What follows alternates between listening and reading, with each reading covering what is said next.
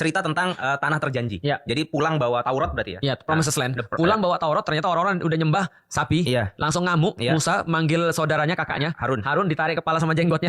Kenapa bisa begini? Itu kan ya. Kamu nggak tahu. Janganlah pegang kepala saya. Janganlah pegang jenggot saya. Katanya Harun kan ya.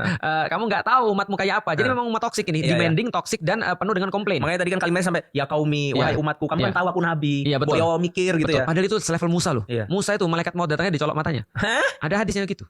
Ada hadisnya Musa ketika datang malaikat maut dicolok matanya.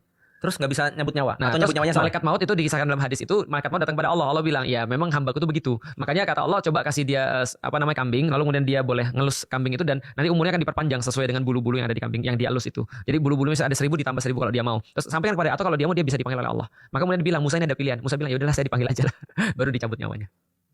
Dikasih privilege. Iya, dikasih privilege. Orang mati malah ditanya sekarang, Bos. Iya, makanya itu Musa. Musa tuh Oh. akhirnya sangat-sangat tegas orangnya. Kan kita tahu Musa kan misain orang aja mati satu. Iya, niat misain orang ya. Mati satu ya. Dan orang yang Musa itu kenapa dia doa Rabbis rohli sodri wa yassirli amri wahlul uqdatam min lisani yafqahu qouli, bukan karena dia nggak bisa ngomong.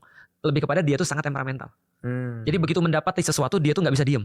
Makanya kisah di Suratul Kahfi ketika kita sudah tahu Musa tuh nature-nya kayak apa, kita sangat amazed. Itu berarti Musa udah sabar banget. Antum bayangin aja dia tuh nggak bisa diem ketika ngeliat sesuatu. Ngeliat ada orang berantem, jangan berantem, mati. Iya. Ngelihat ada orang lagi ngasih makan hewan ternak, sini gue bantu. Padahal di awalnya lagi berdoa, Iya. ya Allah, saya itu siapa? Saya tidak tahu Iya, apa-apa. Tolonglah saya ya Allah, lapar dengan masalah, pergi ke tempat orang nggak tahu apa-apa. Lihat ada orang, saya bantu. Gitu kan. Jadi ini Musa nih nggak bisa diam, apalagi ngeliat orang dibunuh oleh Khidir. Iya. Ya itu dia diam aja itu udah sangat luar biasa. Nah Musa di sini itu memang sangat luar biasa. Dia menghadapi Bani Israel yang kayak gitu sampai dia bilang itu lima tuh zunani, gitu kan ya. Kenapa kalian tuh menyakiti saya? Sampai seorang Musa ngomong kayak gitu loh. Karena kenapa? Musa bersama kaumnya itu cerita malam, masya Allah. Iya. Ada yang bilang Musa gimana? Aku ada demand lagi. Apa? Pengen lihat Allah boleh? Sambar petir mati. Setelah sambar petir mati Allah hidupin lagi. Mereka bilang alhamdulillah hidup lagi ya. Lalu kemudian mereka bilang ya udah kalau gitu kita bikin yang lain lagi yuk. Iya. Gimana kalau sana kita bunuh orang? Gitu kan? Kayak gitu tuh.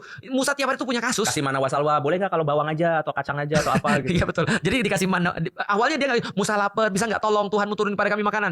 Benar ya? Oke, saya doa turun mana wasalwa. Musa mana wasalwa membosankan. Bisa nggak bawang putih, bawang merah, sayur, timun dan kemudian adas? Kan gitu kan ya. Musa bilang pergi aja ke pasar, dasar kalian itu. Dan kasusnya nggak cuma satu, bunuh orang nggak ada yang mau ngaku. Lalu bikin patung tadi, suruh bunuh diri semuanya. Itu kan ya, sudah bunuh diri itu masih masalah juga.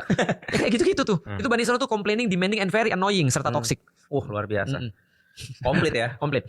Jadi kalau sesusah-susah kaum itu adalah Nabi Musa. Makanya begitu Nabi punya masalah dengan bukan Nabi punya masalah. Nabi menghadapi para sahabat-sahabat yang bermasalah, ingatnya selalu Musa.